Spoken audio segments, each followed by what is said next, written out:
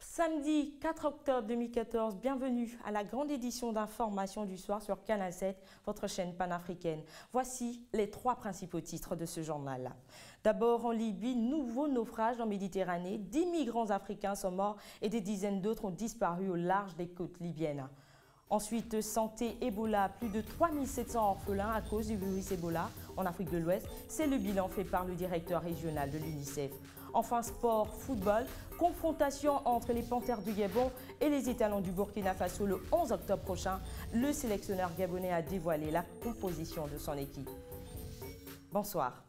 Ouvrons ce journal avec l'actualité politique gabonaise. Le remaniement ministériel tant attendu est finalement intervenu vendredi soir. Le gouvernement Onaondo 2 compte 34 membres, dont 5 femmes. Il convient de signaler les départs de Serge Mabiala, Brigitte Anguilemba et Raphaël Gazuzet. Rufin Moussavou et Jean-Marie Ongandaga entrent avec le statut de ministre plein et avec eux Basile Boumba, Julie Bilogué, Youssouf Sidibé, Zengue Kassa, Guy Mexon Mamiaka et Philippe Vécogué au poste de ministre délégué.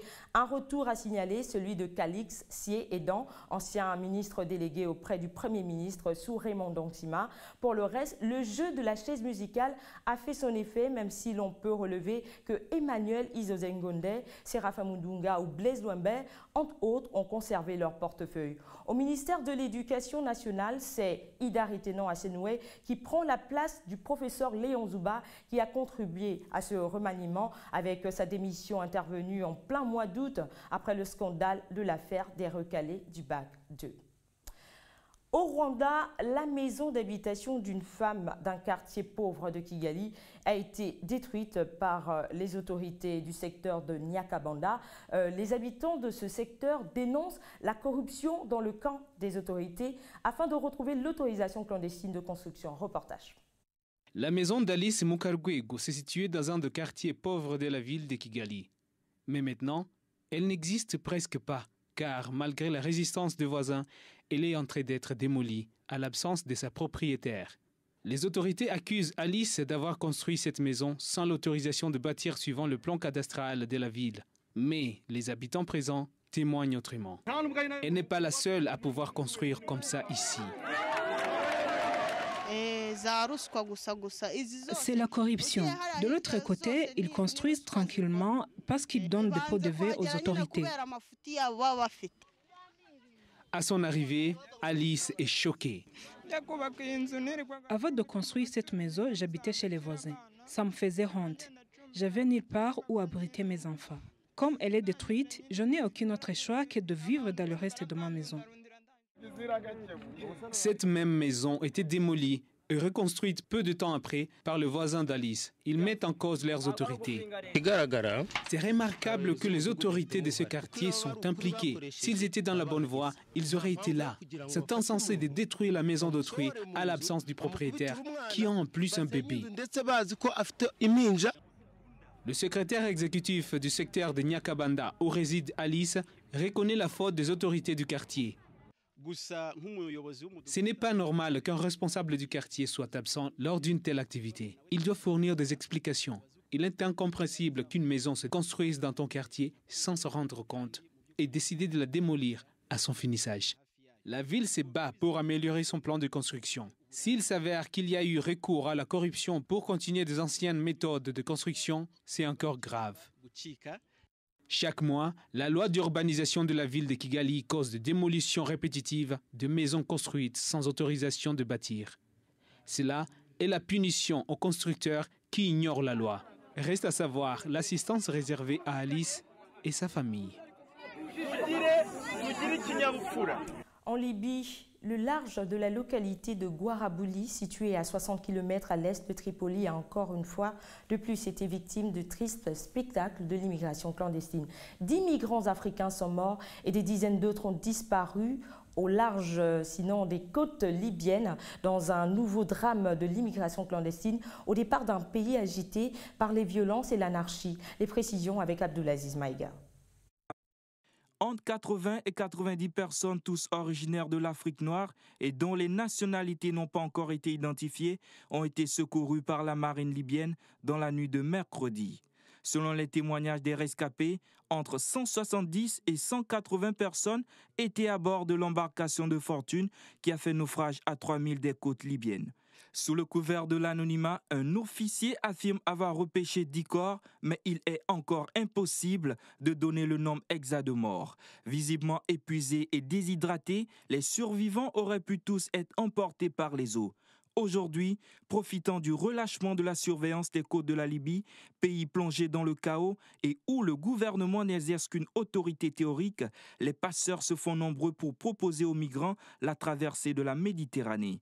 Depuis 20 ans, la traversée de la Méditerranée constitue ainsi le périple le plus mortel pour les migrants venant notamment du Mali, du Sénégal, du Cameroun ou encore du Burkina Faso.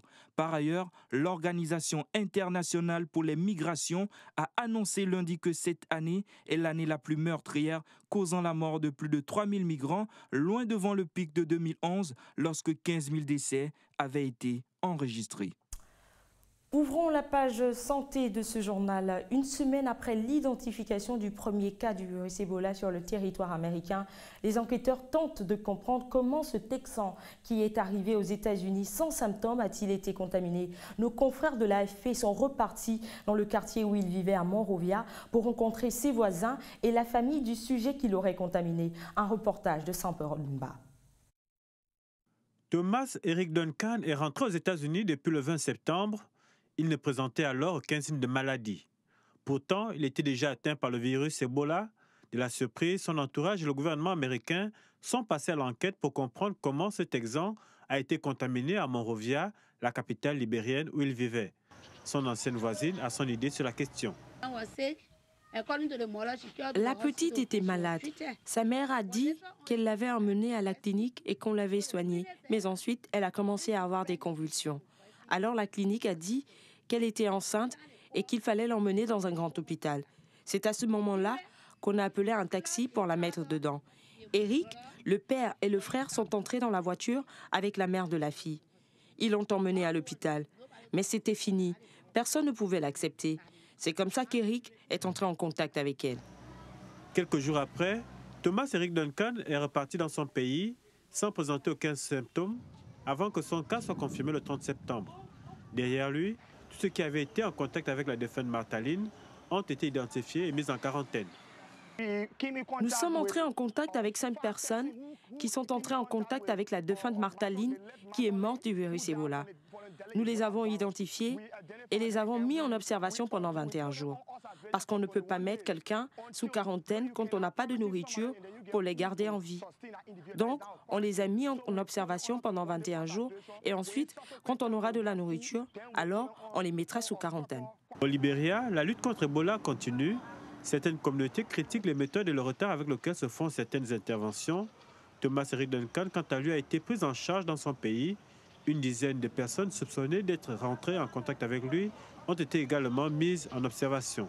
Le gouvernement américain a indiqué que malgré ces premiers cas, il n'est pas question d'interdire les trajets entre les États-Unis et les pays infectés. Restons en santé, mais cette fois en Afrique de l'Ouest, alors que le bilan ne cesse de s'alourdir en Guinée, au Libéria et en Sierra Leone. Des rapports préliminaires semblent indiquer que le nombre d'enfants orphelins à cause du virus Ebola a nettement augmenté ces dernières semaines et risque de doubler ce mois d'octobre. Selon Manuel Fontaine, directeur régional de l'UNICEF pour l'Afrique de l'Ouest, qui vient de rentrer d'une visite de 2 semaines dans ces pays touchés, des milliers d'enfants vivent dans des conditions précaires suite au décès de leur père, de leur mère ou de d'autres membres de leur famille. Abdulaziz Maïga. Au moins 3700 enfants de la Guinée, du Libéria et de la Sierra Leone ont perdu au moins un de leurs parents à cause d'Ebola depuis le début de l'épidémie. Nombre de ces enfants se retrouvent seuls au monde parce que rejetés par leur famille en raison de la peur de la contamination, selon Manuel Fontaine, le directeur régional de l'UNICEF pour l'Afrique occidentale et centrale. On estime qu'au moins 3700 enfants dans les 3 pays sont orphelins d'au moins un des 2 parents, mais ils sont probablement beaucoup plus nombreux. Il y a un risque de rejet de ces enfants, au moins pendant une certaine période. Alors on essaie de trouver des systèmes alternatifs. Alors même qu'il renforce son intervention face au virus Ebola, l'UNICEF cherche à assurer aux enfants l'appui affectif et matériel dont ils ont besoin au moyen d'interventions traditionnelles, mais aussi nouvelles. Par exemple, on est en train de regarder la possibilité de travailler avec des centres intérimaires de prise en charge. Donc des petites unités, il ne s'agit pas de faire des grandes unités, des petites unités avec quelques enfants dont on sait qu'ils sont soit en quarantaine, soit des survivants et on va s'en occuper pendant un moment jusqu'à qu'on trouve une autre solution.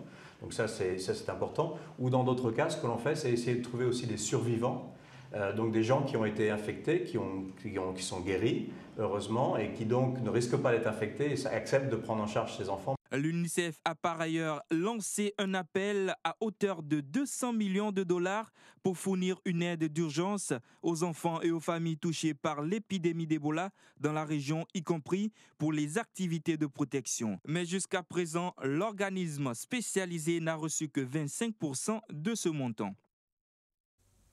L'actualité hors du continent africain dans ce journal. À la veille du premier tour de la présidentielle de dimanche au Brésil, la présidente du parti de gauche Dilma Rousseff, bien que fragilisée sur l'économie et on va dire bousculée par l'écologiste Marina Silva, a présenté son programme de santé intitulé « Plus de médecins aux électeurs ». Elle a donc rencontré ses électeurs à Sao Paulo, accompagnée de l'ancien président Lula Inácio da Silva, son mentor, pour tenter de récupérer les voix encore indécises. Reportage.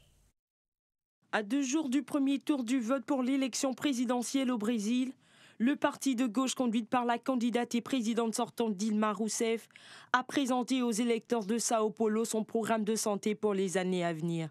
C'est en compagnie de l'ancien président Lula Inácio da Silva, son mentor, que Dilma Rousseff a rencontré ses électeurs. Há uma grande demora para se marcar consultas. Ici, il y a une grande file d'attente pour prendre rendez-vous, pour des visites médicales et pour réserver des examens en tout genre. Dans le programme le plus de spécialités, ce qu'on va faire, c'est relier le système public de santé avec celui du privé.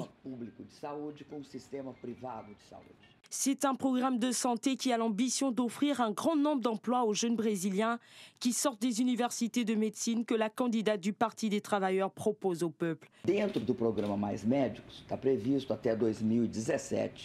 Dans le programme Plus de médecins, il est prévu jusqu'en 2017 de fournir 11 500 médecins en plus qui viennent de sortir des universités et 2000 médecins résidents.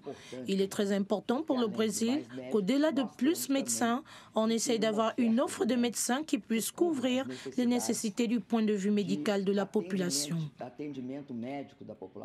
En attendant le premier tour du vote prévu pour ce dimanche, et malgré la fragilité de l'économie du pays et la montée en puissance de la candidate écologiste Marina Silva, Dilma Rousseff aborde toujours cette élection en favorite selon de nombreux sondages. À Hong Kong, le mouvement pro-démocratie prend de l'ampleur. Les étudiants ont décidé de rompre les négociations avec le gouvernement chinois samedi. Ils accusent l'exécutif d'avoir engagé des hommes pour attaquer des manifestants, sinon les manifestants vendredi en plein cœur du quartier commerçant. Ces attaques ont fait 12 blessés et ont occasionné l'arrestation de 19 personnes accusées d'avoir des liens avec la mafia chinoise. Samperonba. Les négociations entre les étudiants de Hong Kong et le gouvernement chinois sont rompues. À l'origine, les violences entre les manifestants et les commerçants qui ne supporteraient plus l'occupation anarchique des rues et des devantures de commerce.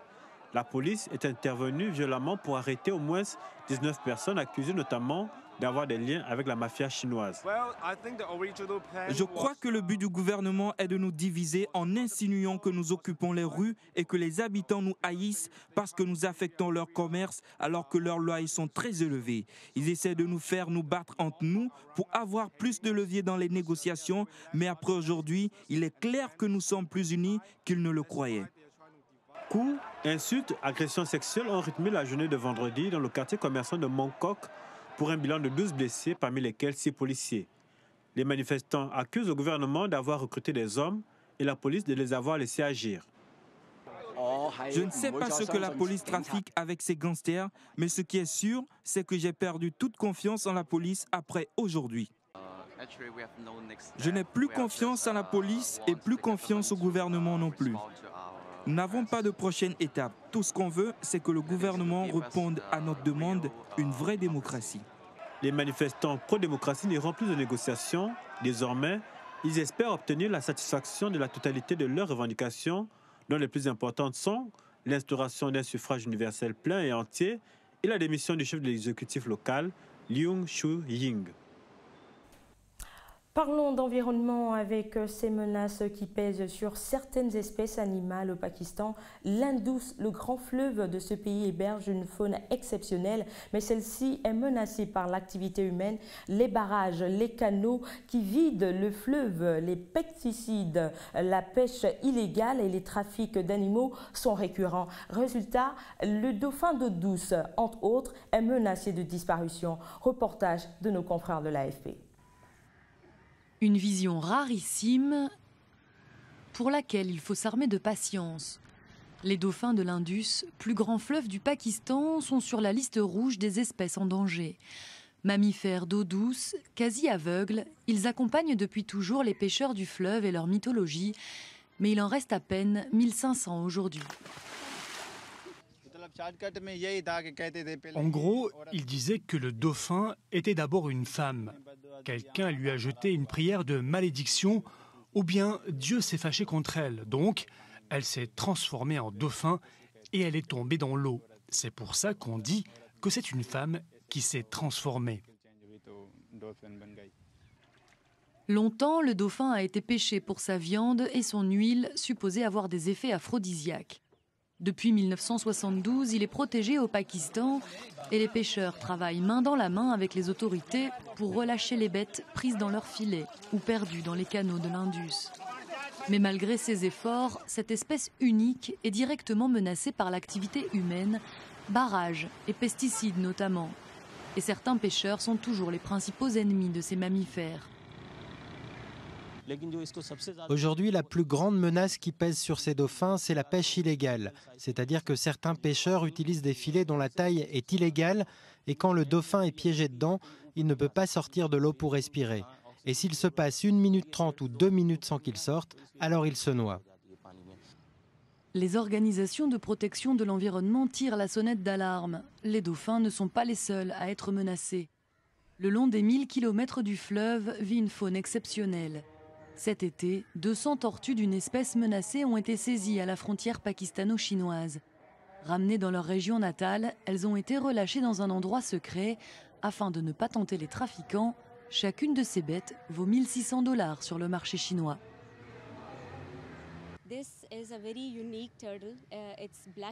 C'est une race de tortue unique en son genre. Elle est noire avec des points blancs et jaunes, ce qui est assez fascinant pour les amateurs de tortues qui les gardent comme animaux de compagnie.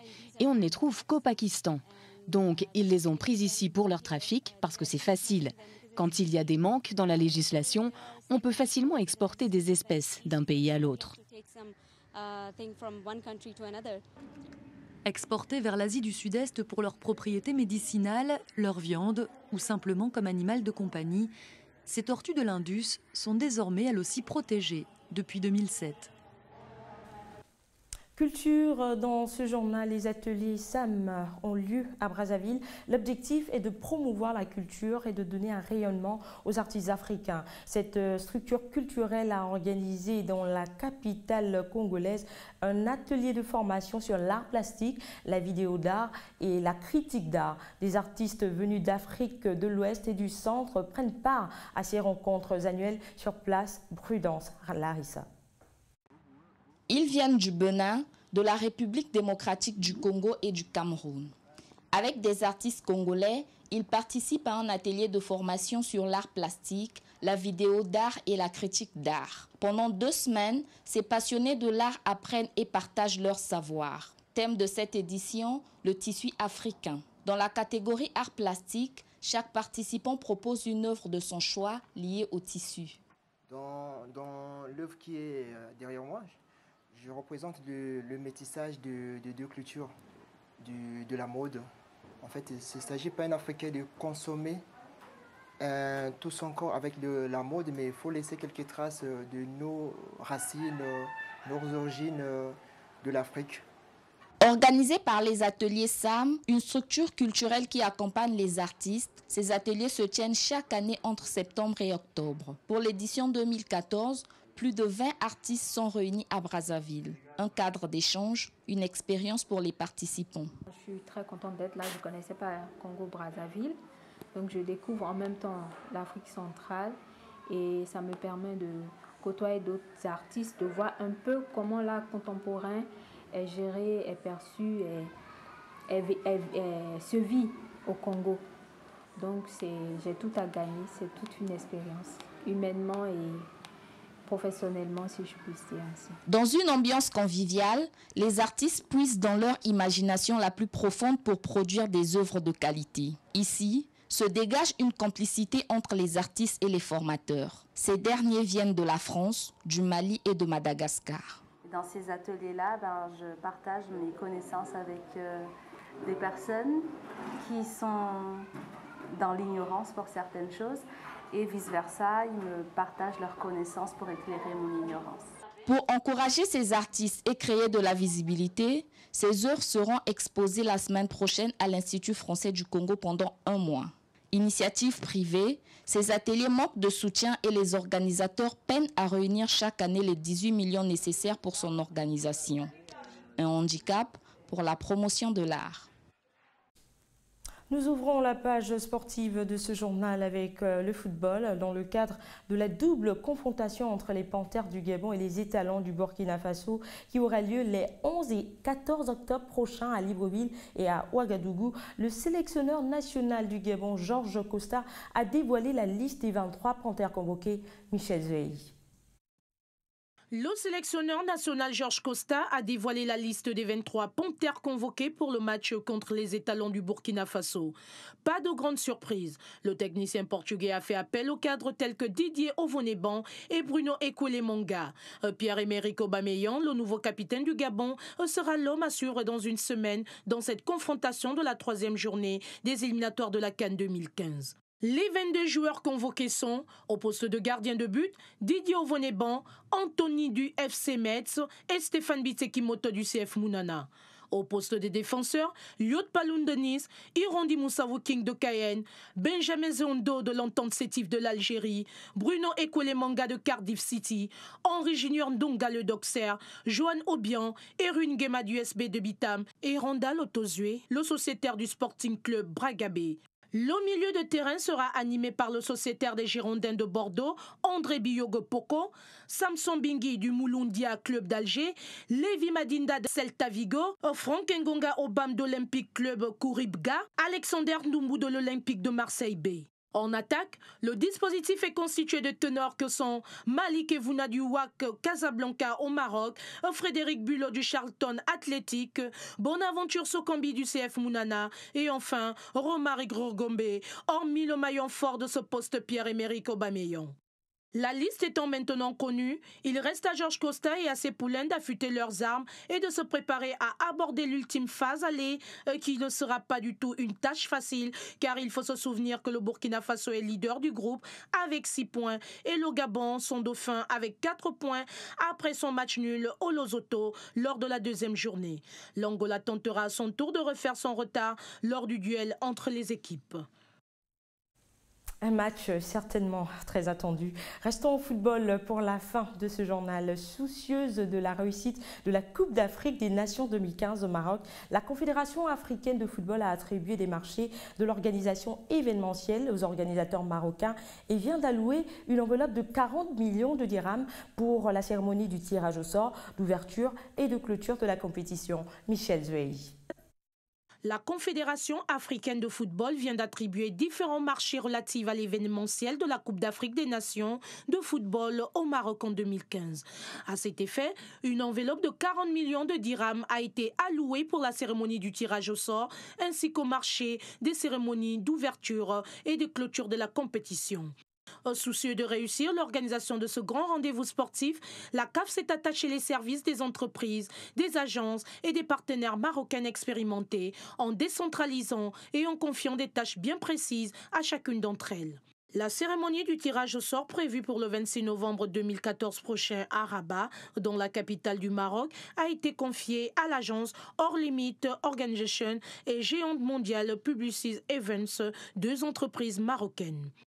Concernant les 2 événements que sont les spectacles d'ouverture prévus le 17 janvier 2015 au Grand Stade Marrakech et la clôture fixée au 8 février au complexe sportif Prince Moulay Abdellah à Rabat, l'agence marocaine Capital Events a eu l'honneur d'être choisie, la CAF se référant à leurs organisations précédentes des mêmes cérémonies lors de la CAN 2012 au Gabon et en Guinée équatoriale. La promotion globale de l'événement sportif sera assurée par la zone bleue, tandis que les relations publiques et de presse ont été confiées à OL Consulting. Bien que la CAF ait déjà distribué certaines tâches, rien n'est encore totalement peaufiné, car il lui reste à déterminer qui interprétera la chanson de la CAN destinée à créer une atmosphère de fête dans le stade. Ce journal est à présent terminé, mais avant le rappel des 3 principaux titres qui l'ont constitué. D'abord, en Libye, nouveau naufrage en Méditerranée. 10 migrants africains sont morts et des dizaines d'autres ont disparu au large des côtes libyennes. Ensuite, santé Ebola, plus de 3700 orphelins à cause du virus Ebola en Afrique de l'Ouest. C'est le bilan fait par le directeur régional de l'UNICEF. Enfin, sport, football, confrontation entre les Panthères du Gabon et les Étalons du Burkina Faso le 11 octobre prochain. Le sélectionneur gabonais a dévoilé la composition de son équipe. Merci de nous avoir suivis. À très bientôt sur les antennes de Canal 7, votre chaîne panafricaine. Au revoir.